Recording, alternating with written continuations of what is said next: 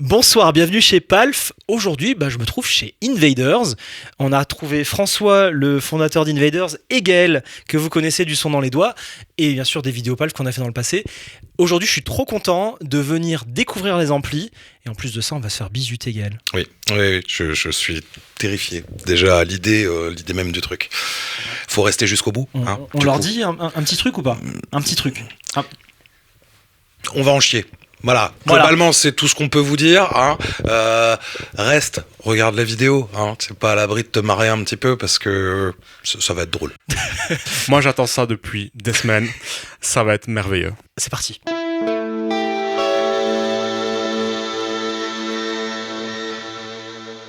François, après on va faire le tour de l'atelier, tout ça, on va se marrer, on va regarder comment tu fabriques, ça c'est important. Surtout que, tiens, je le cale maintenant dans la vidéo, même si après on revient vraiment sur le son, etc. On a tes amplis sur le site Palf depuis pas longtemps. Ouais, exact. Donc c'est important de le dire, si vous voulez prendre les amplis Invaders aujourd'hui, ils sont chez Palf. Je te vois, hein. Oui. Bon, après on ira faire un tour, t'inquiète. Oui. On ira dans la limousine.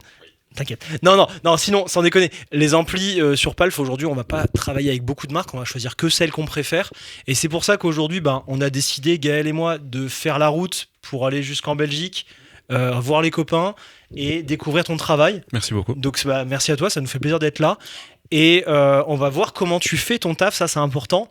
Mais avant de les assommer d'infos techniques, moi j'adore, moi je vais me régaler, et de nous voir souffrir aussi. Oui. Ça ils vont adorer. Oui, je pense que ça va vous plaire. Ouais. Ça va, voilà. Sadique que vous êtes. Voilà. Bon, avant de faire ça, je pense quand même qu'il faut leur mettre dans l'oreille. Ah, c'est bien. Ça serait pas mal, effectivement, ouais. Je pense qu'on est équipé pour en plus. Ouais.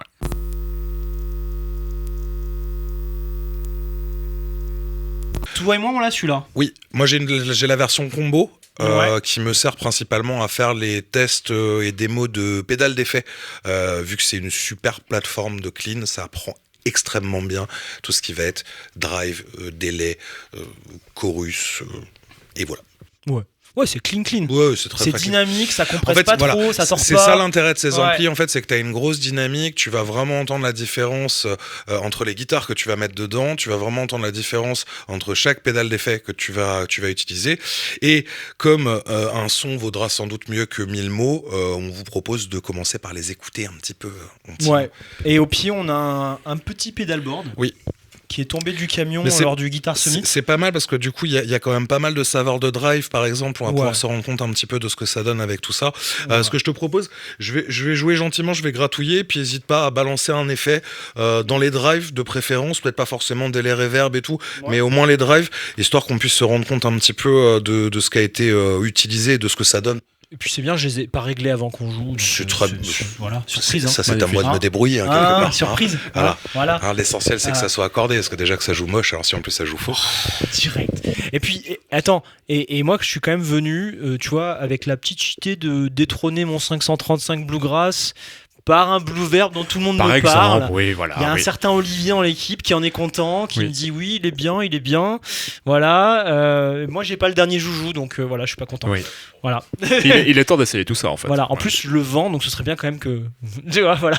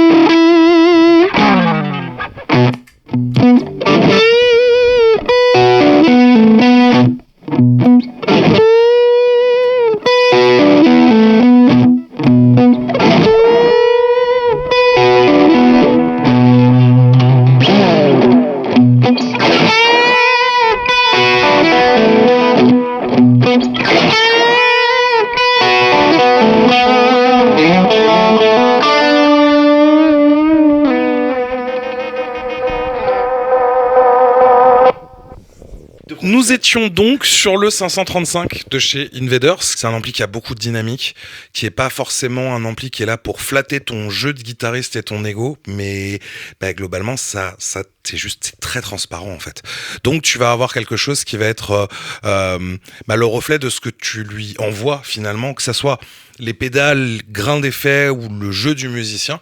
Et je trouve ça hyper important parce que derrière un truc qui est trop flatteur, c'est peut-être pas forcément une bonne chose pour n'importe quel guitariste. Là, t'as vraiment la couleur des pédales et du jeu qui ressort et ça fait plaisir. Oui, carrément. Ouais, c'est vraiment ce que tu vas lui donner à manger au niveau de l'ampli, les pédales, la guitare, le jeu du guitariste que l'ampli va reproduire d'office. Ouais, bravo. Moi, j'adore cet ampli pour ça.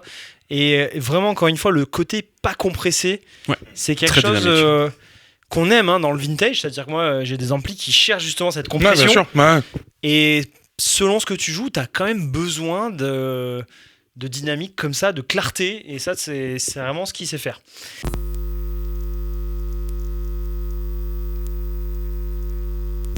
Maintenant, le Blue Verb là-dedans, il se situe comment en fait ? Ouais, alors ici, donc on était sur le 535 Bluegrass, en 6L6 avec un tube rectifieur.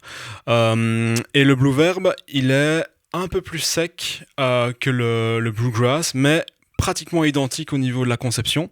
Il y a juste une reverb supplémentaire et le son est un peu plus tight et un peu plus précis. Et un peu moins baveux que le Bluegrass en fait. Donc en fait il est plus polyvalent, je dirais qu'il est plus polyvalent, que ce soit au niveau des pédales, au niveau du jeu du guitariste. Donc je pense qu'il faut le tester pour s'en rendre compte. Quand tu dis baveux et tout, c'est parce que je me suis déjà amusé à le pousser à fond, le Bluegrass, je sais pas si tu l'as fait aussi. Carrément. C'est vrai que quand tu le mets à fond, là, il fait des bêtises intéressantes. Voilà, au niveau du gain, effectivement. Mais le Blue Verb reste beaucoup plus neutre et un peu plus tight, je dirais, un peu plus précis. Et c'est toujours 6L6 rectifieuse ? Alors ici, c'est plus rectifieuse, c'est diode, donc rectification en diode. Il n'y a plus de rectifieuse, mais il y a toujours des 6L6, Et avec une reverb à ressort intégré. Ce qui fait un peu notre best-seller pour le moment parce que les petites plateformes à pédales avec une reverb intégrée, clean crunch, c'est cool, hein ? Ça c'est cool. Avant de passer sur le Blue Verb, je te fais juste je vous fais juste un petit point sur la guitare utilisée. Ah oui, c'est vrai, on n'a pas parlé. Qui est une Fender Telecaster de la série Barra, qui a été modifiée par Relic Arts Guitar, donc qui a refait le finish et la finition un peu relique. Ça me déculpabilise quand elle prend des pains comme ça. L'électronique, volume, tonalité, 3 positions classiques. Les micros sont des Epcat, dont je ne peux pas vraiment vous parler pour le moment. Mais t'en parles. Mais je vous dis quand même, il s'agit de micro Epcat. L'idée, c'est une conception de Telecaster. Donc, on va quand même retrouver le côté twangy, très droit, très précis de la télé, qui font, moi c'est ma guitare préférée, mais en même temps avec il y a un petit peu plus de viande si tu veux, il y a un côté peut-être un petit peu plus, je vais pas dire gras, mais c'est un petit peu plus charnu au niveau de la définition du son, et c'est pas du tout inintéressant parce que dès qu'on commence à rentrer dans la grosse disto et compagnie, elle va garder quand même ce côté précis, et en même temps on va reconnaître l'identité de la guitare. Voilà. Je te propose qu'on passe au Blue Verb ? Ouais. Allez, c'est parti. Je te confie mon micro.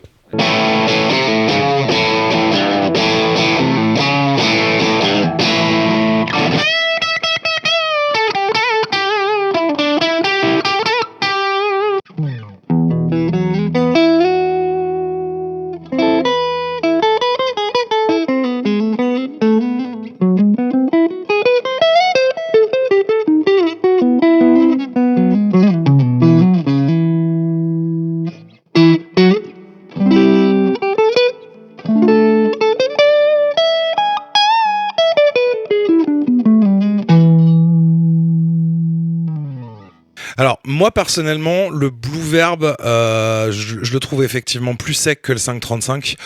Un peu plus dur au niveau du jeu, encore moins dans le pardon de l'erreur. Et justement, je trouve ça vraiment, vraiment cool. Le pardon. Ouais, on est là-dedans. Le pardon, il n'existe pas. Non, je trouve ça intéressant. Moi, ce qui me plaît avec cet ampli-là, c'est que souvent, sur les reverbs que tu as qui sont intégrés aux amplis, t'es souvent sur des trucs qui sont vachement outranciers, où tu sais, tu le pousses un peu fort et tout. Là, ça reste quand même une reverb qui est discrète, qui habille gentiment en fait l'ensemble, qui est là pour adoucir un peu justement ce côté très sec qu'il peut avoir.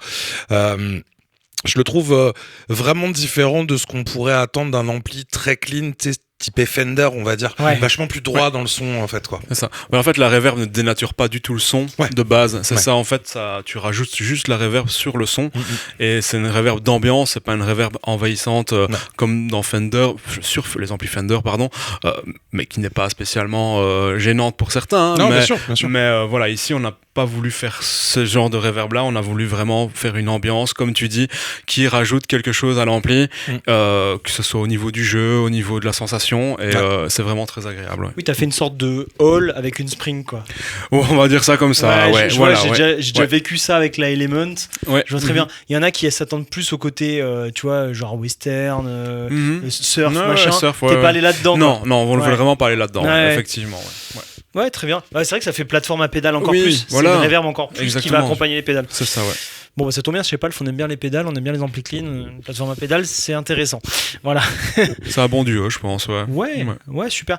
Moi, écoute, j'aime beaucoup aussi, très très cool. Je suis content de voir que le bluegrass, il a toujours sa place, je trouve, dans mon rig. J'aime toujours le bluegrass. Le blueverb, ce que j'aime beaucoup, c'est le fait qu'il y ait une reverb, en fait. Parce que à chaque fois, Swan, il monte la reverb discretos. Tu sais, je me retourne, je fais un truc, d'un seul coup, j'ai le return de la reverb qui est à donf. Je suis en mode, mais comment je vais rattraper ça au mix? Et lui, il est là. That's not my problem. Exactement. On t'adore, Swan, on t'adore. François, toi, dans toute la gamme d'amplis que tu fais, c'est lequel ton préféré, du coup? Ça, c'est une bonne question. Bonne question. C'est quand même le mec le plus concerné, en fait, par l'histoire, quelque part. En fait, de base, moi, je suis plus rock. Je suis plus rock metal. Donc ça, c'est clair et net. Mes influences de musique, c'est vraiment cette base-là. Donc c'est plus le high gain. Peut-être pour ça qu'on a vite collé. Enfin, il faut le dire. Mais, encore une fois, le Blueverb, c'est un excellent produit. C'est ce qu'on vend le plus. C'est ce qu'on présente le plus, finalement, aussi. Je l'adore parce que sinon, c'est quand même un produit que j'ai conçu de A à Z avec mon ami Pascal Gonda. Et la reverb, c'est aussi grâce à vous. Tout simplement parce que sur les salons, on a commencé à présenter le Bluegrass. Et à chaque fois, on nous disait, ça manque d'un petit truc, genre une reverb, genre un peu plus plateforme à pédale encore, et un peu plus tight. Et en fait, on vous a écouté, et on a fait le Blueverb en tête et en combo. Et surtout le combo, ça, c'est vraiment ce qu'on vend le plus, Et mon ampli préféré, finalement, c'est tous les amplis, en fait, tout simplement. Sinon, je les aurais pas sortis, en fait. Ça, c'est un très bon commercial, monsieur. Il aurait pu dire aussi, c'est tous jusqu'au suivant, tu vois. Voilà, c'est ça. Il y a aussi ce truc-là. Mon ampli préféré, ça sera le prochain. Ce que j'ai préféré, à mon avis, c'est vous deux demain. Je pense que ça va être très drôle. On leur donne un petit à petit quand même. En fait, moi au niveau de la préférence, il y a vraiment ce côté. Alors, en fait, c'est vraiment l'utilisation. T'as les high gain d'un côté, c'est pour quelque chose. Le clean sur le 950 est totalement utilisable. Il y a pas de problème. Mais t'as vraiment, si t'es à la recherche de son clean et de cette plateforme à pédale, il est hyper complémentaire finalement, le Blueverb ou même le 535. C'est vraiment selon les goûts. Donc ça, c'est carrément chouette. Toi, Alex, 535 all the way. Franchement, je pense que je préfère encore le 535. D'accord, ok. Après, juste pour le côté pratique, il me faut une reverb. En fait, c'est presque pas possible un ampli sans reverb. On pouvait pas faire le Bluegrass, une copie du Bluegrass avec juste une reverb, il fallait faire le Blueverb avec une reverb et un truc en plus ou en moins. Voilà, tu vois, on devait vraiment différencier les deux, même si ça reste quand même c'est techniquement très proche. Je pense qu'on réécoutera les sons, on se dira on se pignole. En vidéo, c'est peut-être compliqué à comparer. Au niveau de la sensation de jeu, par contre, il y a vraiment un truc très différent. Ça se sent. Alors, je le sens, même si je l'ai dit et je le répète, le 535 ne pardonne pas spécialement. Il est quand même un poil plus souple que le Blueverb. Je trouve aussi qu'il y a un son un peu plus dur, un petit peu plus précis encore dans le truc.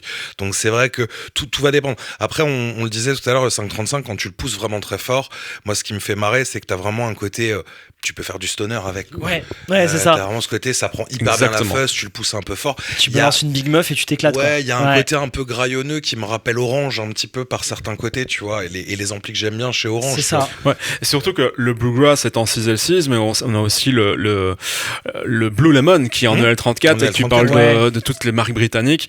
Bah, le Blue Lemon est plus criard dans le sens plus cristallin, plus un peu comme les Vox AC50, je dis bien AC50 en EL34. Donc ouais, on a vraiment une belle palette. On a une vidéo où on les a toutes testées, Lemon et oui, Bluegrass. On a testé les deux.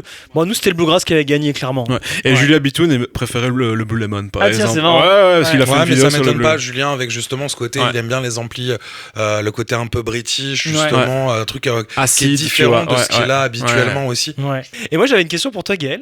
J'ai l'impression que t'es fidèle à François, que t'aimes beaucoup ce qu'il fait, et que vous avez un amour entre vous qui est là pour la vie, pour toujours. Et pourquoi en fait ? Qu'est-ce qui t'a plu chez François ? Qu'est-ce qui t'a séduit ? Bah les frites à mon avis. Non, j'allais dire son regard.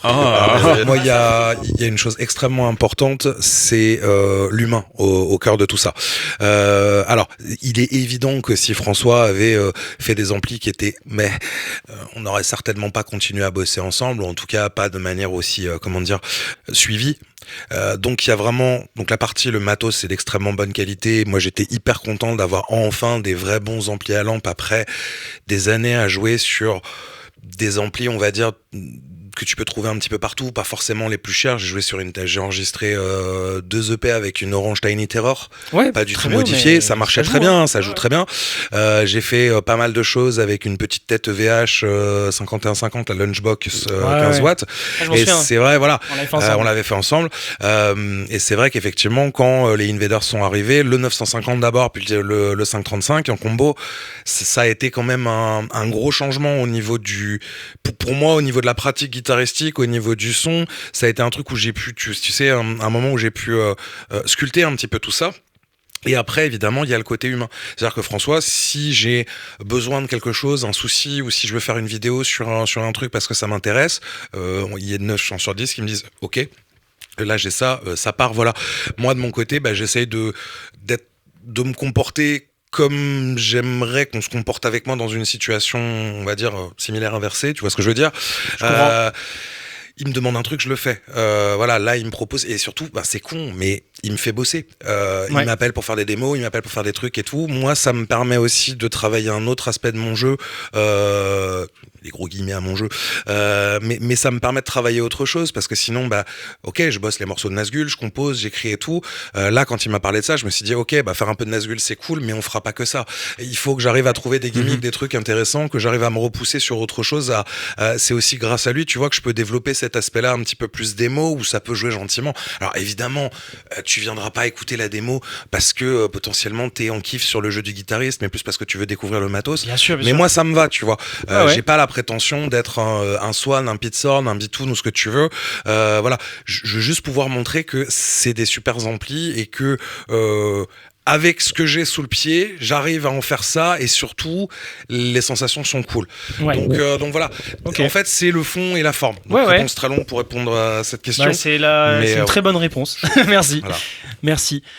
On va s'écouter encore du Gaël, mais plutôt côté métal.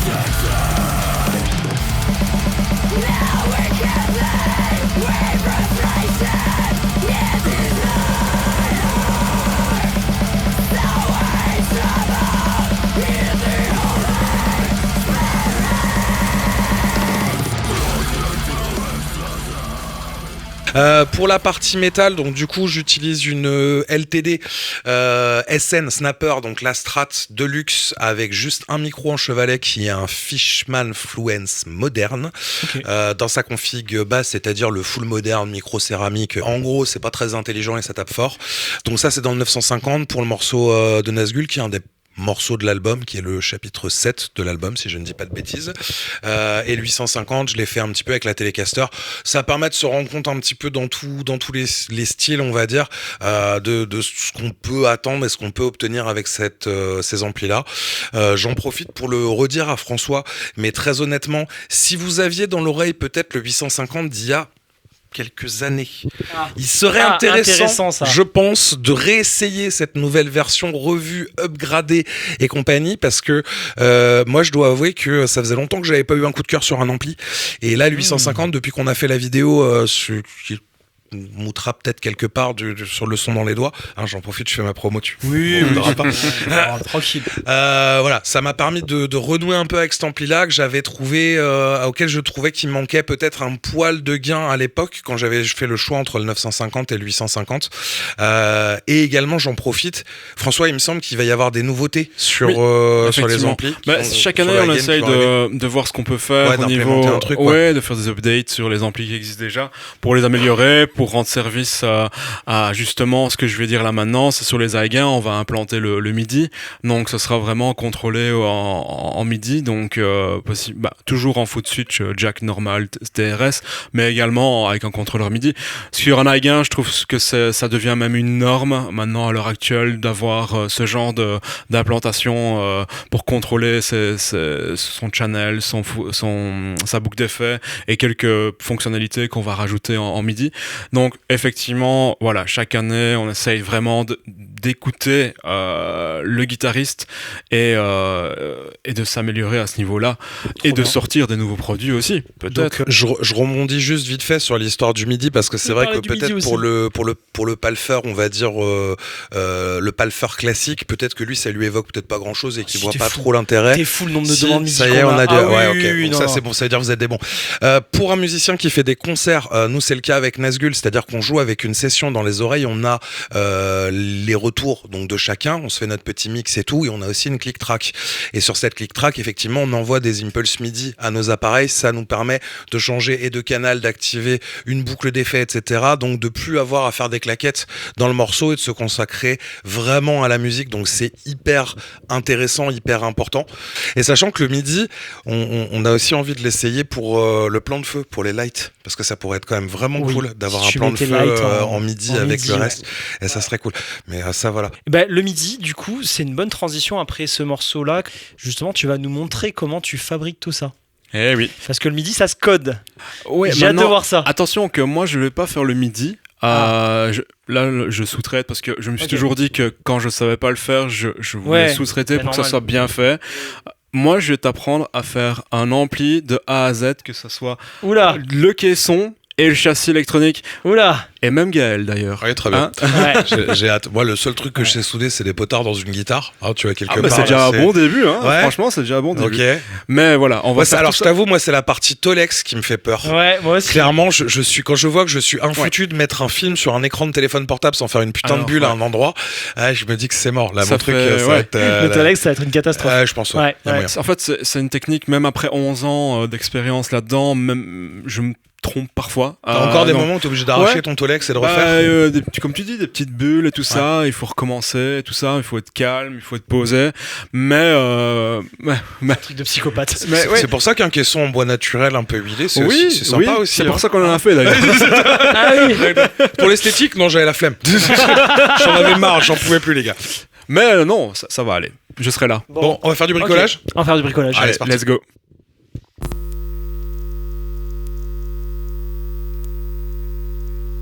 Bon alors, on se retrouve, on a envoyé chier Alex, il est parti faire de la soudure tout seul, un peu dans son coin, il est puni finalement, et du coup François m'a dit, viens, faut que je te fasse faire un truc. Il a commencé par me filer un tablier qui tient debout tout seul, en me disant, tu vas en avoir besoin, on va coller des trucs. Alors qu'est-ce qu'on va coller, François? Alors, on va coller du Tolex.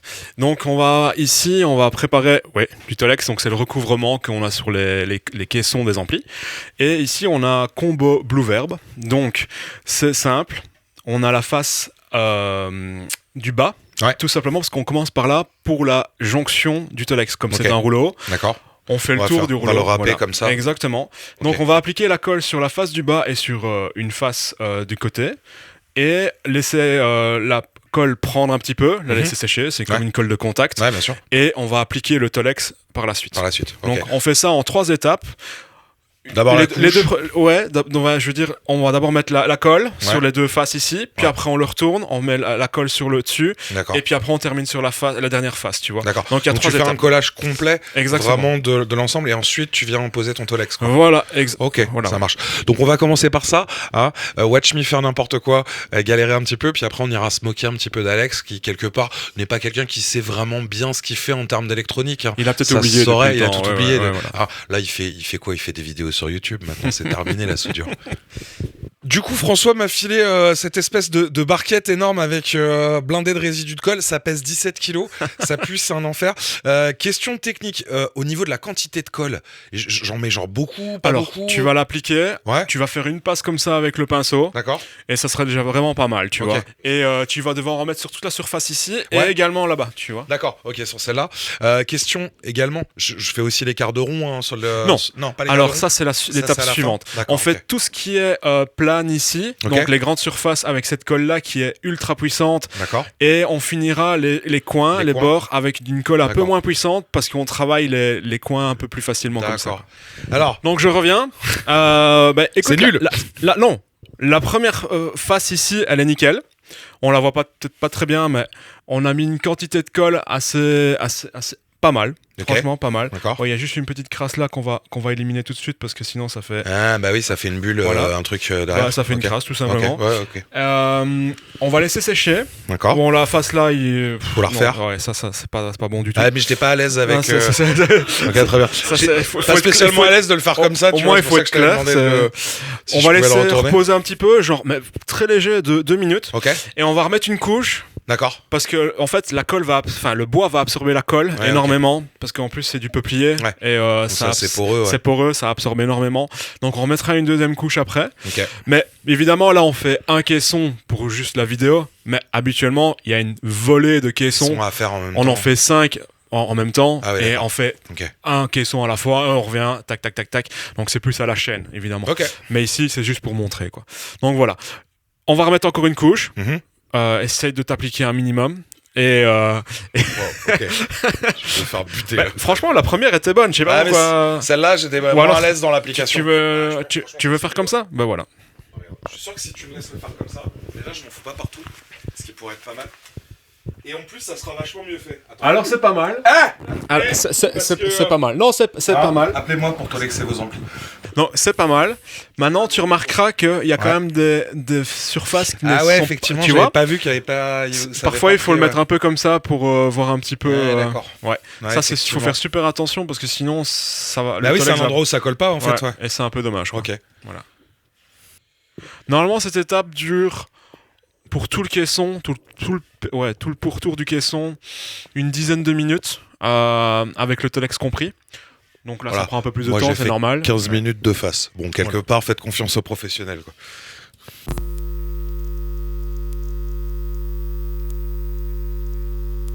Bienvenue en TP d'électronique première année avec François Deschamps, Invaders. Oui, je te l'avais promis, Est-ce qu'à un moment, on va se brûler les doigts, faire un truc qui marche pas? Ah, tu peux te brûler les doigts sans problème, mais je pense que tu sais quand même manier un fer à souder, non? Ça fait... Il paraît, il paraît. C'est comme le vélo, ça revient, tracasse. Non, c'est pas mon quotidien, tu t'en doutes. d'après Gaël, maintenant je suis plus qu'un youtubeur. J'ai entendu ça tout à l'heure. Non mais de loin on entend, ça résonne un peu, tu vois, d'en bas. Il y a des trucs. Il y a un moment il y a du sang, je l'entends comme ça. Je me dis bon ok, il y aura quelques balles perdues aussi. On le verra avec sa colle juste après. Alors du coup, en fait là tu viens de m'accueillir chez toi pour que je travaille, c'est ça ? Oui. T'as des petits problèmes de main d'œuvre, de finances ? Alors non, pas du tout, mais je trouve que c'est un chouette projet pour te stimuler dans l'effervescence des amplis Invaders. C'est quoi grave parce qu'en fait, je trouve. Qu'en fait, je suis trop content parce que je vais apprendre plein de choses aujourd'hui. Ouais. Tu vends les amplis et tu vas même les fabriquer. C'est cool, non ? Non, je vais en fabriquer un aujourd'hui avec toi et puis je m'arrêterai là. Ah merde, tu restes pas ? Ça va être très facile parce que ici, tu vas simplement trier les câbles. Donc c'est un châssis de Blue Verb. Donc je t'ai épargné le montage des pièces sur le châssis, mais là on va devoir trier tous les câbles. Ouais, là je vois, t'as fait ça bien quand même. J'ai des entretoises, j'ai plein de trucs déjà mis. J'ai plein de trucs quand même vissés. déjà un ampli, tu vois. Ouais, en fait, là, tu l'as posé sur cette petite planche de bois, mais il y a déjà les transfos, il y a déjà plein de petites vis. Ouais, t'as peur que je me blesse avec la visseuse, quoi. Oui, on va éviter et puis, les problèmes. Niveau timing aussi. Niveau timing, niveau timing. Simplement. Alors, petite parenthèse, je sais pas si vous voyez ça, les palfeurs. Là, vous voyez ici, là, il y a un petit truc. En fait, c'est des diodes dessus. Et avec un logo Invaders, tu vois, histoire de comprendre où on est, évidemment. C'est le fameux pont de diode. Oui, pont de diode qui se trouve sur le Blue Verb et pas sur le Bluegrass. Et comme tu auras constaté, ça a la forme d'un tube, parce que forcément, c'est un trou pour mettre le tube redresseur, tu vois. Il a optimisé son châssis. Voilà, exactement. Voilà. Donc en fait, ce truc-là, pour que tout le monde comprenne, c'est ce qui permet de redresser le 220 volts alternatif. Ah non. C'est avant ? C'est après ? C'est le secondaire. Ah, c'est dans le secondaire. C'est le secondaire. Tu restes en alternatif tout le long et c'est après. Alors l'alternatif, ok. Puis après, tu passes dans le secondaire pour qu'il divise toutes les tensions que tu as besoin. C'est à la sortie du transfo d'Alim. C'est le secondaire du transfo d'Alim, effectivement. Et c'est quelle tension à peu Et donc près là, ici, sur celui-là, c'est le 300 volts. D'accord. En AC, qui est converti en DC. Donc et ça fait quelle tension en DC à peu près ? On est sur du entre 400 et 500. D'accord. On peut monter facilement sur les 500 avec un autre transfo par exemple. C'est là où à tout moment je peux mourir. Voilà. Oui. C'est peut-être la dernière fois que vous me voyez. Donc on fait attention. On en est loin du compte pour y arriver là, parce qu'il faut que tu travailles un petit peu. Oui. On est d'accord. Mais là, disons que dans un petit brin de folie, je sais pas, tu branches ton petit connecteur d'Alim et tu dis tiens, et je vais regarder ce qui se passe et je mets mon multimètre. Ouais. Mais tu ne fais pas ça. Tu ne fais pas ça. Non, tu ne fais pas ça. On est d'accord. Donc là, j'imagine que c'est le transfo d'Alim ici. C'est ça. Donc voilà, t'as le primaire et le secondaire. Donc ça, c'est mon fameux 220. Ah, pas du tout. Ah, c'est l'inverse. Ça commence bien. Ouais, non, mais moi, je ne fais pas d'ampli. Ah oui, je sais bien. Je connais la théorie, mais ça s'arrête là. Tu as ici le primaire avec le 220 volts ou éventuellement le 110 volts pour le côté américain. Mais ici on va s'arrêter au 220, c'est déjà pas mal. Et là tu as tout le câblage qui ressort en secondaire qui a chacun une tension vitale pour faire fonctionner l'ampli. Bien sûr. T'as les filaments, t'as le câble jaune ici qui sert du préchauffage du tube redresseur qui n'a pas lieu d'être ici, mais il est quand même là. Donc on va par exemple couper tous ces câbles là qui ne servent à rien, mais qui serviront par exemple pour le Bluegrass. On va les laisser en faux contact histoire que ce soit marrant. Voilà, évidemment. Alors je reviens juste sur cette histoire de rectifieuse parce que quand tu achètes un ampli et que t'es pas un G, tu peux quand même te poser la question de pourquoi, qu'est-ce qui se passe, etc. Dis-moi si je me trompe, de ce que j'ai compris en lisant quelques fiches techniques, à l'époque, donc le passage alternatif continu se faisait par une lampe. Oui. Une rectifieuse. Rectifieuse, ouais, c'est ça. Rectifier pour redresseur, tube rectifier, en fait. Ouais. Et donc là, tu le fais avec un pont de diode qui, à mon avis, est plus efficace. Alors déjà, c'est plus efficace dans le sens... C'est pas une question d'efficacité, c'est une question de ce que tu veux au niveau du son, en fait. Ici, pour moi, les diodes vont permettre de rester très sec et très droit au niveau du son. C'est ce qu'on disait dans le test du Blue Verb par rapport au Bluegrass. Qu'on a entendu. Ça sera beaucoup plus droit comme son. Okay. On va pas rentrer dans tous les détails techniques, mais ça sera pour moi beaucoup plus droit au niveau du son. Et le tube rectifier va permettre d'avoir un côté un peu plus spongieux en fait. En fait, c'est ce qu'on appelle le sag. C'est ça, exactement. C'est ce qu'on appelle le sag. On utilise souvent dans les pédales le fait d'attaquer. ça va créer une dynamique, donc un appel de courant. Oui. Et le tube rectifieur, si je me trompe pas, il est pas capable de répondre en instantané. Oui. Et il va créer une sorte de non-linéarité. Et donc, c'est une saturation plutôt caractéristique de l'alimentation. Voilà, oui, vraiment, on parle pas vraiment du son pour la fonctionnalité du tube rectifieur ou des diodes, mais le résultat, c'est le son, évidemment, c'est un ampli. Et là, ça va s'entendre énormément. Exactement. C'est comme passer d'un tube rectifieur à un pont de diode qu'on a souvent sur des amplis d'une marque américaine qu'on va pas citer le nom, mais on entend vraiment la différence de sonorité et ça joue énormément sur le SAG. Moi j'adore le SAG. Voilà. Donc ça c'est le transfo, donc le primaire, le secondaire, transfo d'Alim, ok. Donc pour tout le monde, en fait, l'alternative, ça va être le 220 qu'on va rentrer à un moment. Oui. Et dans ton ampli, il y a encore d'alternatives qui se baladent. Bien sûr. Et il y a aussi du continu. Principalement du continu. Ouais. Le continu en audio, c'est ce qu'on veut pour alimenter des circuits. En général, on n'a pas besoin de beaucoup d'alternatives. J'imagine que dans un ampli, ça va être le préchauffage des lampes. Alors, effectivement, tu as le choix, mais ici, ça sera l'alternative dans tout l'ampli pour le préchauffage, donc le 6,3 volts. Okay. Et en fait, c'est tout en fait au niveau alternatif. C'est tout. Le seul alternative qui se balade dans l'ampli, parce que entendons-nous, l'alternative c'est un peu ton ennemi dans le câblage aujourd'hui, parce que si ça fait c'est le 50 Hz et ces harmoniques qui vont être amplifiées. Bien sûr. Maintenant, si tu relis comment on appelle ça, comme il y a 2 filaments qui seront torsadés déjà, parce que c'est ton travail. Ici, en fait, on va trier les câbles et on va les torsader. Et évidemment, tu as aussi le center tape. Donc le center tape, c'est ce qui est au milieu des 2 filaments et qui va permettre d'être relié à la masse et évidemment éliminer au maximum ce petit gonflement. Ou alors quand il n'y a pas center tape, on utilise des résistances et qu'on met à la masse. C'est un peu plus technique, mais genre une haute impédance qui va à la masse, quoi. Qui permet de tout redescendre à la masse. Ok. Voilà. C'est super intéressant. Donc voilà. Donc alors concrètement, ça c'est le 6.3.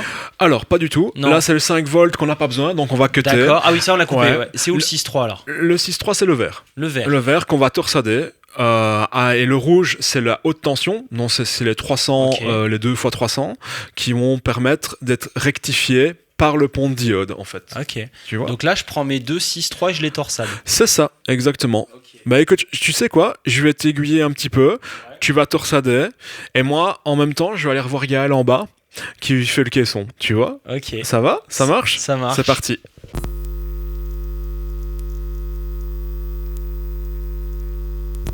Alors, ici, la colle a séché légèrement sur le caisson et on va placer le Tolex, donc sur les 2 premières faces. Donc tu vas le placer pour que, évidemment, il y ait un dépassement du Tolex pour refaire les bords, tu vois, les arêtes, et pour que ça revienne dans le caisson. De là. Voilà. Mais normalement, il est calculé pour ce caisson-là, donc tu dois le mettre au centre, en fait, tout simplement. Vraiment au centre, et puis avec un petit dépassement comme ça. Tu n'as pas besoin de dépasser, tu peux légèrement mettre à la fin du caisson ici. Okay. Maintenant, tu le déplies. Faut que je le tende en même temps. Tu vas voir, ça va se mettre tout seul.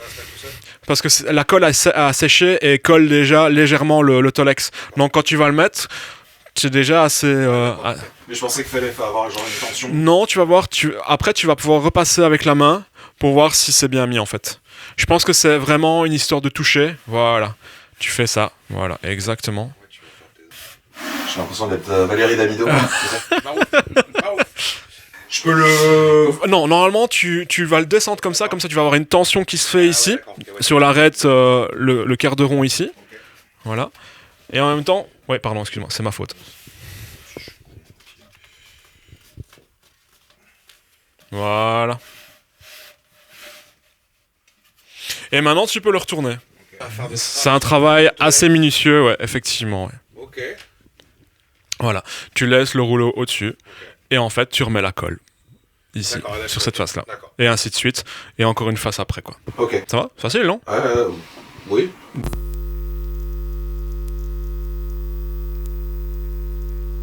Bon, alors en fait, François, il voit bien que je suis très lent. Et donc là, j'ai commencé à faire mon taf et il me dit, bon, si tu veux rester là jusqu'à demain, on peut continuer dans cette direction-là. Sinon, il m'a quand même fait un petit truc un peu sympa, c'est qu'il a avancé le travail pour moi, bien que j'aurais bien aimé continuer. Voilà. Alors, donc, ici, c'est la deuxième phase. Donc, on a prémonté les composants et là, maintenant, on les a complètement soudés, coupés pour préparer l'étape de la mise en pause du PCB en fait. Donc okay, du PCB c'est avec super intéressant. Donc là on a le fameux switch pour activer quoi avec le c'est ça. Donc c'est le on-off standby. Donc ouais. Tout est câblé pour que on arrive avec les faceplates et donc les faceplates c'est la face avant avec les potentiomètres et à l'arrière. C'est ça que t'as pas vraiment vissé là. Okay. Oui c'est ça. C'est du pré-montage. Ouais. Oui. Donc là on voit bien que tu as monté. Enfin non. Que tu as monté. Oui, j'ai monté en avance. Les hautes tensions, donc on parlait justement de 300-300. Donc les rouges, c'est la haute tension. Et qui est rectifié par les diodes pour arriver entre 400 et 500 volts. Sur la sortie qui va là, ça c'est un condo. Ça c'est un condo, effectivement. Okay. Condo. Tout est relié déjà à la masse pratiquement. Ouais. Il n'y aura plus qu'à relier le PCB, mais ça comme il n'y est pas, on peut pas le faire. Tiens, question technique. Oui. Ouais, voilà. La terre est reliée au châssis, donc la masse est au châssis et à la terre. Oui, tout, c'est ça. La masse mais est à la terre. Pas au même point. Donc tu as le centre étoile ici, qui est la masse principale du châssis. Et là, à côté au plus près de la prise d'alimentation, il y a encore une terre en plus qui va à la masse. Exactement. Ouais. C'est une question que je pose. Enfin, je sais qu'il y a des amplis qui sont pas connectés à la terre, et je pense que c'est illégal. Tu peux mourir. C'est dangereux. Ouais. Bah ouais. Je sais bien que parfois il y a des gens qui enlèvent la terre parce qu'il y a justement l'installation électrique est peut-être pas bonne. Ouais. Mais en fait, c'est juste que c'est mal fait, quoi. Je pense qu'il vaut mieux penser à sa propre vie. Bah oui. Et c'est pas. Que vous compreniez. Alors. La terre va permettre que si vous faites un court-circuit phase terre, le disjoncteur différentiel, s'il est bien fait, il saute. Voilà. T'as mal, mais tu meurs pas. Le problème d'un ampli, c'est que quand on rentre dans le continu, donc le fameux 400-500 volts dont tu parlais, le fait de créer un court-circuit dans le continu ne devient qu'une charge. On devient une enceinte en gros. Oui. Donc il n'y a rien qui va disjoncter. Alors si, parce qu'on a un fusible des hautes tensions quand même. Hein. Non mais toi, si par exemple tu touches du continu, là maintenant, tu te prends un coup de taser. Oui, ça devient un coup de taser. Ce serait mortel même. Voilà, ce serait mortel. Et il y a rien qui va disjoncter. Normalement non, parce que même si l'ampli reçoit un problème dans le sens où il y a les hautes tensions qui y a un problème, tu vois, du genre tu touches peut-être. Je pense que le fusible ne va pas sauter tout de suite. Non. Donc voilà. Et alors donc le seul danger que tu as aujourd'hui, ça reste quand même le continu. Oui, maintenant, tu sais, 220 volts, c'est pas agréable non plus. Hein, non, mais tu vas pas mourir. Tu vas faire mal. Ça dépend. Hein. T'en as déjà pris ? Ouais, j'ai pris un peu de tout. Hein. Mais ça disjoncte ? Non, pas spécialement. Ça dépend un petit peu. Ah, ok. Ça dépend la fraction de seconde, en fait, tu vois. Ouais. Parce que là, en plus, le châssis est nu. Maintenant... Non, je me trompe. Le 220 volts, je m'en suis jamais pris. Ouais. Mais parce que 220, normalement, il saute direct. 220 volts, je m'en suis jamais pris. Mais du 400, j'ai déjà eu. Redressé. Redressé, ouais. Oui. 400, et là, il n'y a rien qui saute. Il n'y a rien qui saute, effectivement. Et c'est là que c'est dangereux. Donc c'est pour ça, ce qu'on fait aujourd'hui, je suis supervisé par un professionnel de la profession. Donc si vous faites ça chez vous, faut faire attention. Ouais. Faites attention. Voilà. Moi, j'adore le do-it-yourself. Je le mets souvent en avant avec FX Teacher et tout. C'est une des choses sur lesquelles il faut faire super attention, les amplis, le continu. En fait, je vois pas ce qui te protège dans un ampli. Et ce qu'il faut aussi préciser, c'est que quand un ampli est à l'arrêt, il n'est pas déchargé. Oui, alors surtout, ça, c'est encore un autre problème. C'est un autre problème. Donc ça veut dire que quand l'ampli n'est pas allumé, les condensateurs sont toujours chargés en fait. Et c'est pour ça que quand on travaille dans un ampli, que ce soit pour faire une réparation ou quoi que ce soit, on doit décharger les condensateurs. Oui, alors dis-moi, c'est pas méchant, tu débranches la prise Schuko, tu allumes l'ampli et il se décharge. C'est un peu plus compliqué. Mais en théorie, si c'est chez toi, tu peux faire ça. Tu peux laisser par exemple une nuit il se décharge. Tu vois, voilà, une nuit il se décharge. Non, sinon t'es obligé d'aller faire des court-circuits avec une résistance. Voilà, et remettre tout à la masse. Ouais, ça c'est le meilleur moyen. Maintenant ici, c'est vrai que sur notre ampli le Blue Verb, il y a quand même une résistance. Allumé. Les tubes vont faire décharger le bazar. D'accord. T'as des endroits où des amplis sont pas conçus avec une résistance qui va à la masse. Ça dépend les amplis. Effectivement, c'est ça le truc. Il faut faire attention. Ouais. Ici, il y a quand même une résistance qui revient à la masse. C'est ce qu'on voit là. C'est exactement ce qui fait décharger quand même l'ampli. Mais il y a certains amplis, toutes marques confondues, il faut voir la conception. Ça, c'est une grosse valeur, on est d'accord. Genre 1 méga. C'est 1 méga, ouais, voilà, c'est ce que j'aurais mis. Tout à fait. Donc tu mets 1 méga entre une 500 volts et une masse, et ça va se décharger tout seul. Ça va se décharger en 2-3 minutes. Ouais, c'est ça. Tranquille, quoi. C'est le référentiel à la masse. En même temps, ça, c'est les bases de l'électronique. Ça devrait être dans tous les amplis. Ouais, mais ça dépend de la conception, parce que ici c'est un ampli très simple. Maintenant, t'as parfois des amplis à Eigenn où il y a plein de condensateurs de filtrage et qui sont pas tous reliés à la masse. Enfin, si, ils sont peut-être reliés à la masse, mais pas avec une résistance, par exemple. Et ça, il faut faire attention. Ouais, je comprends. Ouais. Okay. Donc, il vaut mieux toujours, si on sait pas décharger un ampli avec un outil, le laisser reposer, peut-être une nuit. Là, logiquement, ça a déchargé tranquille. Ouais. Mais toujours vérifier avec un multimètre aussi, finalement. Très cool. C'est mieux. Ok. Qu'est-ce qu'on fait maintenant ? Donc, ici, la phase câblage, transfo et la préparation pour la mise en place du PCB et surtout des faceplates est faite. Donc là, on va passer au faceplate. Ok. Ça va ? C'est parti. Faceplate, ça va. Allez, c'est parti pour visser. Alors non. C'est collé, ouais. Encore mieux, ouais. Donc, ok. Face arrière. Donc, forcément, on va faire... c'est tête en bas, les transfos en bas, c'est ça ? Oui, exactement. Donc, on va le mettre comme ceci.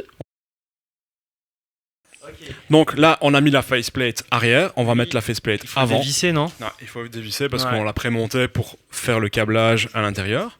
Ça peut se décoller facile, non ? Oui, si jamais. Je dis bien si jamais. Ouais. Ben voilà, c'est cool. Et en fait, maintenant, comme la faceplate est mise, on va mettre tous les composants qui sont à serrage avec la faceplate, en fait.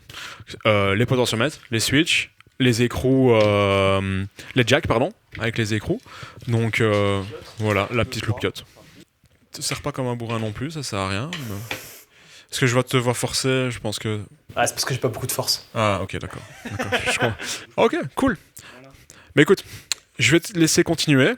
C'est simple. Je pense qu'il reste encore 2 potentiomètres, des switches.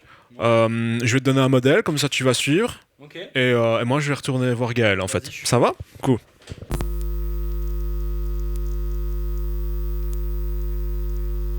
Alors après des heures de souffrance, des jours absolument terribles que j'ai pu passer dans cet atelier, voilà le résultat. Je suis pas peu fier quand même, je veux dire, qualité professionnelle. On est arrivé à un résultat quand même assez incroyable, quelque part. Et là maintenant on va vraiment placer les coins en cuir, donc c'est quand même une technique assez particulière, mais bon, vu que tu travailles le cuir, je pense que ça va être assez cool. On va se démerder. On est d'accord. On va se démerder. Donc on va y aller tout doucement alors. Ok. Alors j'ai tellement bien travaillé que François il a accepté de me donner une petite gamelle d'eau parce que j'avais soif. C'est gentil, hein. Alors, on est sur des coins en cuir, made in Belgium. Il faut préciser, c'est un petit artisan qui fait ça dans le coin, c'est le Sanglier. C'est vraiment des chouettes qualités de coin en cuir. Donc il a une presse et il prend et il fait un porte-pièce exactement. Ouais. Et pour l'installation des coins, c'est simple. Comme le coin est assez rigide, comme c'est du cuir, il faut un peu faut le tremper. Souple, faut le tremper. Tu vas les faire tremper les 4 parce qu'on les installe par 4. Donc il y a 4 coins sur la face arrière et 4 coins sur la face avant. Donc là on a dit... Exactement. Ici. Donc tu l'enfonces un petit peu le clou et tu prends le marteau. Okay. Voilà. Voilà. Alors ici, pour avoir plus facile, tu relèves le caisson. Ouais. Là, la subtilité, c'est que tu dois vraiment être dans l'alignement des 2 pattes, en fait. Donc, l'alignement précis. Il ne doit pas y avoir un côté qui déborde de l'autre, tu vois, pour l'esthétisme, tu vois.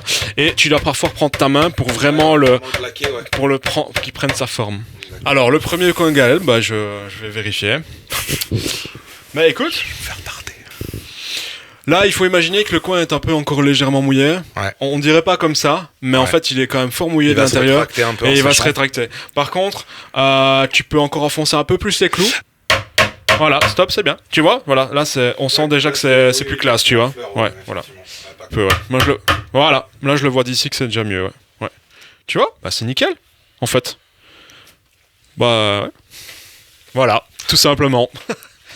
Donc, prochaine étape, on va mettre la poignée. C'est simple, franchement, je pense que tout le monde peut le faire. Il y a 4 vis. La pression qu'il met, si je me rate, c'est fini, c'est terminé pour moi. Ouais, mais bon, quand même, c'est préforé déjà. Ouais, j'ai vu que t'as un gabarit pour percer quand même avant on a fait un travail de fond avant de mettre la poignée. Donc je vais te laisser mettre la poignée. Je pense que 4 vis, c'est à ta portée. Parce que vu le coin en cuir que t'as mis tout à l'heure. Si je me rate sur les vis, là, c'est terminé. Alors, n'appuie pas trop parce que les écrous peuvent sauter après, tu vois. Donc, comme dans du beurre, ça va aller, quoi. Nickel. Bah bravo, Gaël, franchement. Merci. C'est magnifique. C'était absolument incroyable. Franchement, j'ai transpiré un peu parce que là, je me dis merde, le truc il est quasiment fini. Si je le nique à ce moment-là, bah ça va être chiant pour tourner, ça va être chiant pour François parce que tout ça, bah c'est des matériaux. Je me pose quand même la question, tout ça, Tolex, caisson, poignée, ça représente quoi au niveau du prix global des matières? Bah alors ici, comme c'est un modèle de base, quand je dis de base, c'est le Blue Verb qu'on propose en Ivory. Donc c'est à peu près un tiers du coût de l'ampli. Maintenant, comme on fait beaucoup de customisation au niveau du Tolex, de la poignée, de la castillage, donc tout est possible chez nous. Ça dépend un petit peu du coût de la customisation. Oui, en fait, c'est la main d'œuvre, quoi. Il y a beaucoup de main d'œuvre. Ouais. Donc le menuisier fait le caisson en bois, donc celui qu'on a vu au départ dans la vidéo. Et puis le recouvrement se fait vraiment chez Invaders, donc le recouvrement du Tolex, la castillage. Avec tout le choix. Un petit peu, Ok. Bon, il me reste quand même encore du taf, hein, mine de rien, là-dessus. Ce qui va se passer, c'est que moi, je vais te laisser. Il faut finir tous les coins. La face avant, je la ferai. Comme ça, c'est comme ça, elle sera bien faite. Comme ça, elle sera peut-être bien faite. Mais on va gagner du temps. Et moi, je vais voir Alex qui fait le châssis électronique. Donc il gueule depuis tout à l'heure avec son frère. On l'entend. Ça a pas l'air de très bien se passer. Il a vraiment mal, Donc, je te laisse. Si t'as un problème, n'hésite pas. Tu cries aussi. Tout le monde peut crier ici, donc il n'y a pas de souci. Donc voilà. Ça va aller. À tout à l'heure.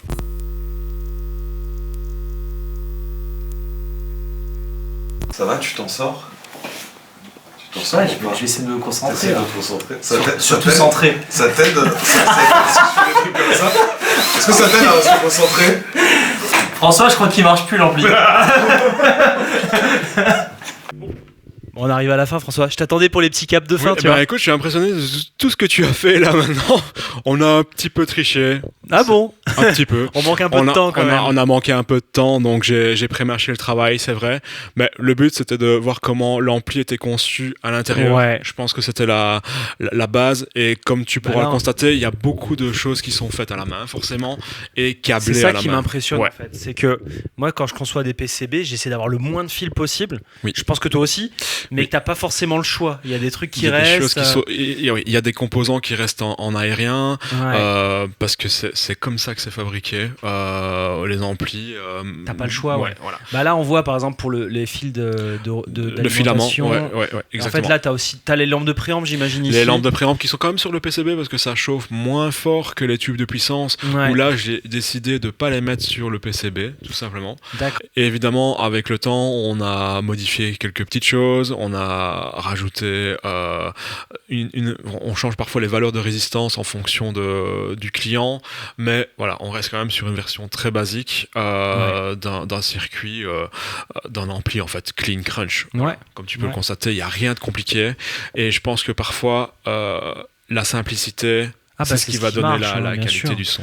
Et je pense qu'au niveau du service après-vente, même si je ne fais pas le service après-vente parce qu'on peut envoyer les amplis un peu partout dans le monde, je pense que tout technicien qui a l'expérience avec des amplis peut vraiment se débrouiller seul, sans notre expertise, même si on reste en backup, il n'y a pas de souci avec ça, mais c'est tellement fluide au niveau lecture des composants, et bon, le PCB, peut-être qu'il y aura un peu plus de mal, mais finalement, ça reste très simple, en fait. C'est quoi, ça va être une résistance qui crame, tu la vois, un condo qui fuit, j'en sais rien. Oui, c'est très facilement réparable, c'est ça. Et c'est ce qu'on voulait faire aussi, que ça soit un ampli hyper réparable à souhait dans le temps, et très facile à réparer, surtout. Qu'on perd pas du temps à ça, quoi. C'est ça. Je vois que ça c'est la puissance de l'ampli, high and low. Oui. Et de ce que je vois, donc tu rajoutes une résistance sur les lampes de puissance. La résistance, elle est fixe, elle est en mode pentode, donc les tubes sont en mode pentode. Et en fait, le switch permet de passer à un wattage inférieur aux 30 watts et de passer de pentode à triode. En fait, c'est le mode pentode-triode, tout simplement. Il n'y a rien de sorcier.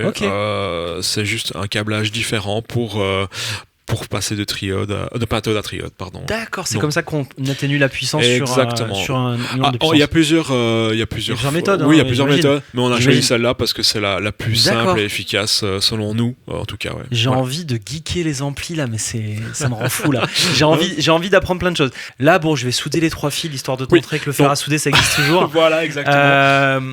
Donc, on va souder les 3 derniers câbles de l'ampli. Donc, c'est le raccordement du potentiomètre de reverb. C'est la reverb. Voilà. Le taux de reverb. Donc voilà, je vais te laisser tout simplement. Il me faudra un petit peu d'étain, s'il te plaît. Non. Je peux y aller avec les dents. Tiens, d'ailleurs, ça a du samplon. Non, c'est pas ça. Ah voilà. Ok. Bah écoute. Bah voilà.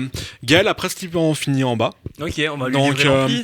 Alors non. Ah, il manque les lampes. Ah oui, voilà, je pense que c'était primordial. Donc là, tu as fini toute la partie électronique interne. Donc c'est magnifique.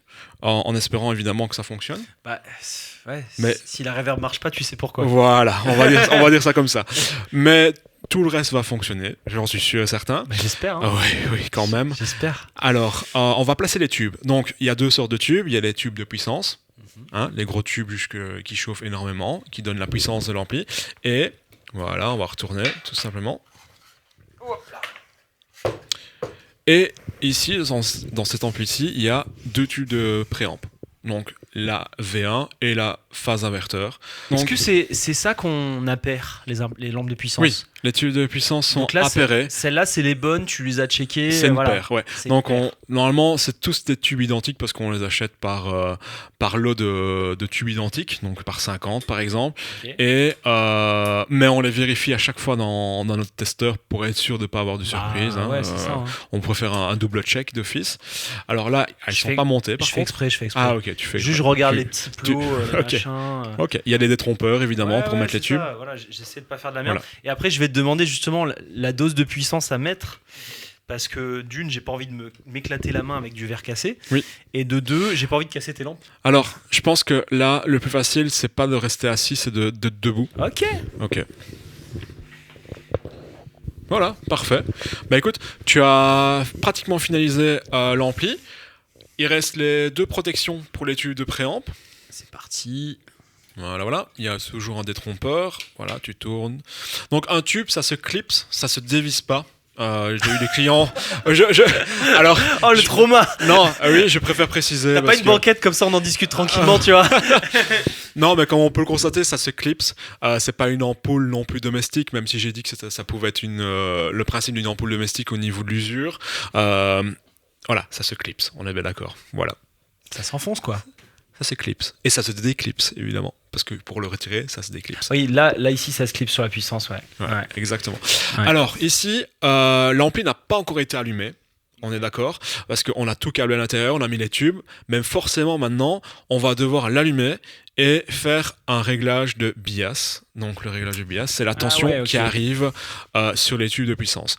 Donc on retourne l'ampli, on va le mettre sur le banc de test. Donc ce qu'on pourrait faire aussi, parce que là on accélère un peu le processus, c'est vérifier les tensions à 100 tubes, donc pour voir si tout le circuit, avant de mettre les tubes, les tensions sont bonnes.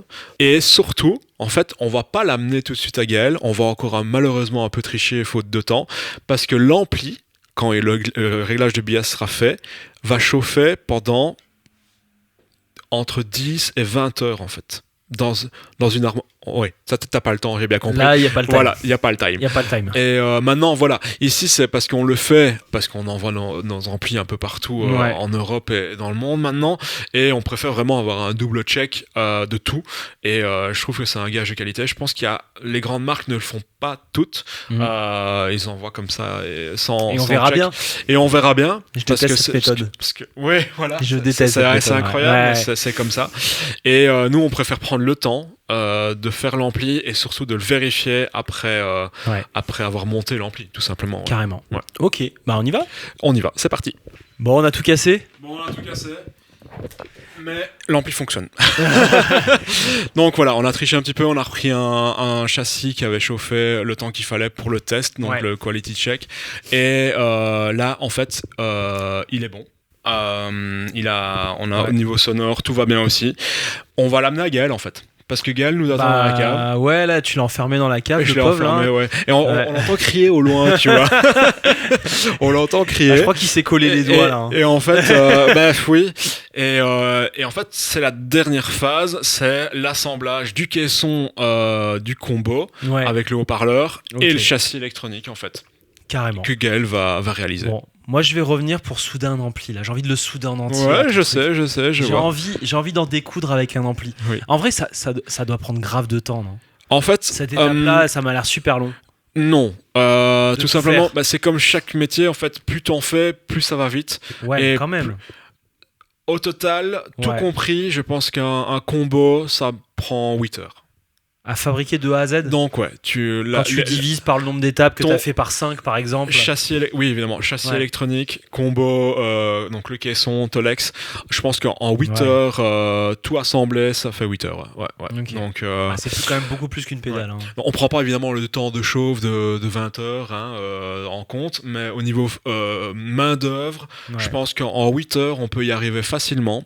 Quand tout est prêt, il n'y a pas de problème, on va dire ça. Parce que malheureusement, après un test, on peut s'apercevoir qu'un tube est défaillant en fait. Et c'est reparti. Donc c'est pour ça qu'on veut vraiment sécuriser l'ampli au maximum avant de l'envoyer au client.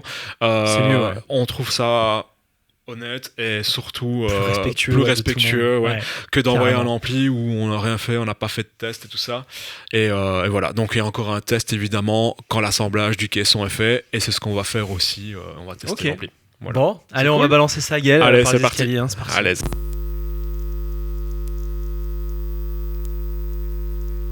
On a un peu avancé en off. Gaël avait fini les coins, donc c'est vraiment chouette. Et moi j'ai fait la face avant, donc on va tourner l'ampli pour voir la face avant. Donc la face avant avec le grill qui se met sur une plaque. J'ai pas réussi. Non. J'ai essayé, c'était de la merde. François, j'ai vu le regard, tu sais, il essayait de pas me vexer, tu vois.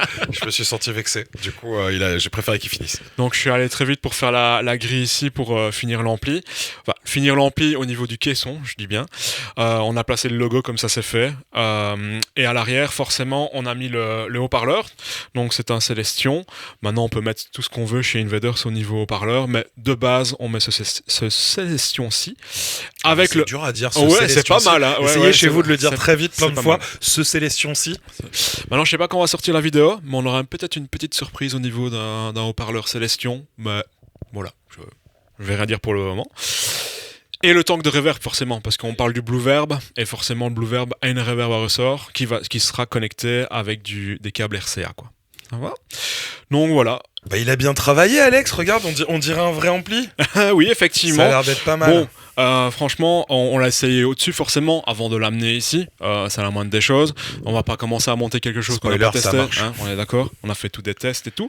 Donc la partie électronique est faite et il n'y a plus qu'à l'assembler au niveau du caisson. Okay. Donc c'est simple, c'est comme un tiroir. Ouais. Tu vas le placer et on va faire comme ça. Ouais. Et après le monter avec des vis, bien sûr. Ça tient pas tout seul. Et je pense que les vis, ça te connaît, non ? Je suis plein de vis, ouais. Alors, tu vas remarquer que ça, c'est pas possible. C'est complètement con ce que je fais. Hein. J'ai un truc, ça ne marche pas. Tiens, c'est marrant, ça rentre pas. C'est pas grave, c'est la première fois, c'est pas grave. Oh putain. Je crois que c'est la pire que j'ai jamais faite, celle-là. Ah, elle était vraiment... Puis alors, j'y suis allé, mais comme un champion. Et toi, t'attends vraiment jusqu'au dernier moment. Tu remarqueras que ça rentre pas. Mais j'ai eu un bug aussi, je me suis dit, c'est bizarre. Alors ici, tu vas tout doucement. Ça te sent pas mal? Je vais quand même vérifier, ouais. Bah écoute, on est pas mal. Bon, moi les gars, j'ai donné un ampli qui marche. Tu commences pas à casser tout mon travail là. Alors c'est simple, on va mettre les vis, 4 vis, pas plus de 4. Hein. Je sais bien, c'est dans le bon sens, oui, éventuellement, oui. Donc là, il me reste globalement à connecter mon câble HP à la bonne partie. Donc c'est du 8 ohms. C'est du 8 ohms. Exactement. Okay. Là, ça veut dire que globalement, je peux sortir sur 2 baffles en 4 ohms supplémentaires. Donc si tu veux un box supplémentaire en 8 ohms, forcément, il faut que ça soit 8 ohms. Ouais. Bah, tu prends le jack que tu as mis et tu le mets dans le 4 ohms et tu sors avec un câble externe, avec un câble haut-parleur, forcément, dans l'autre caisson. Un petit réducteur de puissance. Ouais. Ici. Qui se trouve à l'arrière, effectivement. Donc là, du coup, 30-15 watts. 30-15 watts. Ouais. Donc pour l'appart, c'est quand même pas Le mal. 15 watts est vraiment sympa pour l'appart, ouais. Okay. Et là, du coup, j'ai un RCA blanc-rouge. C'est simple. Et j'imagine que ça va rentrer. Donc le in, c'est le blanc. Voilà, c'est comme... Voilà, comme le port salut, c'est écrit dessus. Hop. Et le rouge, à cet endroit-là. J'ai enlevé le petit collier de serrage qui est là. Ça, donc en fait, c'est ça. Ah oui, d'accord. Et tout est préforé pour que tu le fixes sur le caisson en bois là, tu vois. Eddie, c'est bien fait, hein. Ouais. Maintenant, peut-être que je vais te laisser faire sans micro. Super. Oui, c'est une bonne idée. Et ben ça y est, j'ai envie de dire... Attends, on va le retourner quand même, ça va être le reveal. Alors, effectivement, là, c'est bien. Franchement, c'est cool. Tu vas le remettre sur la face avant. Tout à fait. Comme ça, on va mettre les 2 dernières plaques. J'imagine que celle avec le Tolex... Elle va venir ici, enfin le bac, et la grille ici pour avoir quand même un truc qui évacue la chaleur. Exactement. Potentiellement. Et protégé sur tous les tubes. Ouais. On est bien d'accord quand même que les tubes c'est fragile. Donc, et voilà. Donc, je commence par quoi du coup là? Tu fais ce que tu veux. Franchement, il n'y a pas de sens. Mais tout est préforé aussi. Donc c'est ça qui est pratique. C'est pratique. J'ai quand même, j'étais gentil sur ce coup. Tu vois. Voilà. Ça y est. Alors, je passais l'étape, tu vois, j'étais à 4 vis, maintenant j'arrive à faire 9 vis. Jusqu'où j'irai, je ne sais pas encore. Non, c'était cool, c'est super chouette à faire en fait, tout s'agence bien, c'est trop cool. Bah, on a vraiment essayé de faire au millimètre près pour ce caisson-là, parce qu'avec un 12 pouces dans un format si petit, c'est assez compliqué. Mais je pense qu'on est vraiment arrivé sur un bon produit. Et tout s'assemble, comme tu as dit, assez facilement. Quand tout est pré-mâché, évidemment. Est-ce qu'on leur montre quand même? Oui, je pense que là, la face arrière est pas mal, mais je pense que la face avant est quand même assez agréable aussi à regarder. C'est à l'œil, Regarde-moi ça, si c'est pas magnifique. C'est cool, et franchement, il a de la gueule. Hein. Il a vraiment de la gueule. Tu veux l'acheter? Ça tombe bien, il est dispo sur palf.fr. Oui, mais attends, avant, il faut peut-être l'essayer quand même. Oui, parce que on a essayé le châssis électronique au-dessus, mais on n'a pas essayé. Rien que ça, moi, juste pour la beauté de l'objet, en fait. Tu vois. On me dit que bon. On va l'essayer? Allez, c'est parti. Allez.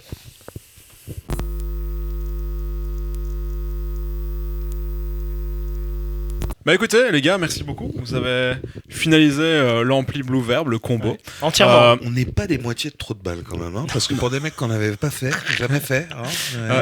J'avoue. C'est peut-être notre métier. Heureusement que j'étais là. Heureusement que t'étais là, oui, pour que ça fasse un ampli à la fin, oui, effectivement. On n'était pas à l'abri de se retrouver avec un lave-vaisselle ou quelque chose à un moment, c'est évident.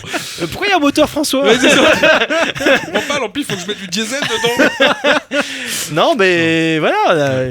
Cool. Ceci a été réalisé sans trucage. Hein. Tout à fait, avec beaucoup de cascades faites par des professionnels. Ne le refaites pas chez vous, absolument. Et là, ce qui pourrait être sympa, c'est de... Alors, on sait qu'il marche, mais on sait pas comment il sonne.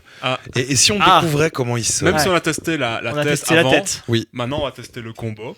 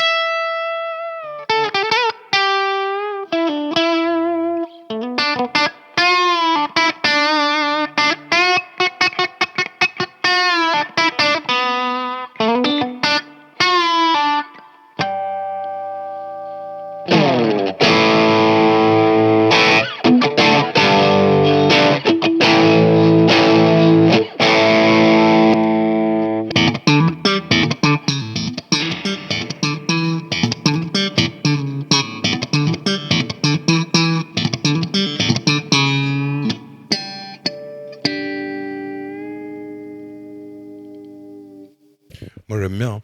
Il fait un bruit d'ampli de guitare qu'on aime bien. Un bruit. Il fait un bruit. Je pense qu'on peut même lui donner des petits conseils parce que je trouve qu'il est plutôt pas mal celui-là. Oui, pour le coup, ouais. Tu devrais en faire un ampli à commercialiser à grande échelle. Juste comme ça. C'est le proto. Ouais, c'est ça. Je crois qu'on a fait quelque chose de cool, Gaël. Non, ouais, c'était cool. C'était une chouette expérience. C'était fatigant. C'était surtout que le tournage a été condensé sur vraiment très peu de temps. Oui. C'est-à-dire une soirée, une toute petit bout de matinée, finalement. Ouais. C'était cool. Ouais. Moi, ça m'a fait plaisir de participer à ça. J'espère que vous avez passé un bon moment, en tout cas au moins aussi agréable que celui qu'on a passé nous de notre côté. Oui, moi j'ai passé un excellent moment en tout cas, c'est sûr. On n'est pas viré. Pas encore. Non, c'est faux. En tout cas, il faut qu'on change de pays. Hein. Oui, là clairement. Mais non. Retourner se faire foutre en France. À un moment donné. Non, on était trop bien. Franchement, trop cool. Trop cool l'expérience. Puis, je suis content d'avoir pu faire un ampli, quoi.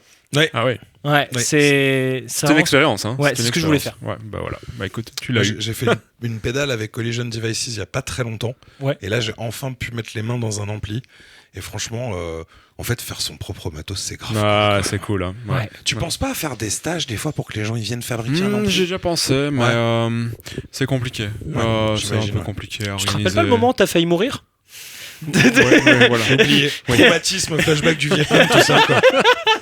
Tu vois, c'est peut-être un peu ça le problème. Ouais, peut-être, ouais. C'est possible. Un jour peut-être. Un jour peut-être. Ouais. Un jour peut-être. Dites-le dans les commentaires si vous voulez venir faire un stage chez François et faire votre propre ampli. Du moins les journées portes ouvertes, c'est déjà pas mal. Ah, c'est déjà pas mal. Comme ça, on voit un peu l'envers du décor. Alors, c'est vrai. Je sais que le monteur est super bon, mais si c'est samedi et qu'on est jeudi, vendredi, mais ça va être compliqué quand même. Pour 2026, voilà, évidemment. Pour 2026. Ouais, pour 2026, bien entendu. Portes ouvertes 2026. Ouais. Chers amis, je pense que nous n'avons plus qu'à conclure, quelque part. Et alors, chez Palf, tu sais que c'est toutes les pédales. Ah oui, c'est vrai, il y a ça. Il y a ça. Voilà. Comment il fait, Bitoun? Comment il le chante, ça, non? Toutes les pédales.